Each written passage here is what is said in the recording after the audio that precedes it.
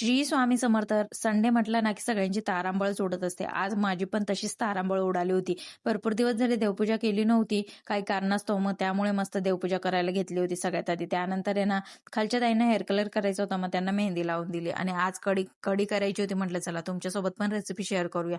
हिरव्या मिरच्या, लसूण आणि कोथिंबीरचं मस्त असं वाटण तयार करून घेतलं. भरपूर जणांना आहे ना, दह्याची कढी आवडते, पण मला आहे ना, ताकाचीच कढी आवडते.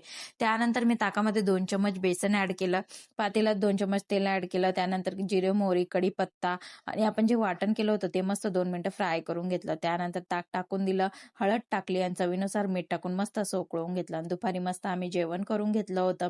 आणि दुपारी माझ्याकडून बेसिनचा नळ चालूच राहून गेला, तर घरात पूर्ण पाणी झालं होतं. मग ते आवरून घेतलं आणि संध्याकाळी आम्हाला थोडंसं शॉपिंगला जायचं होतं.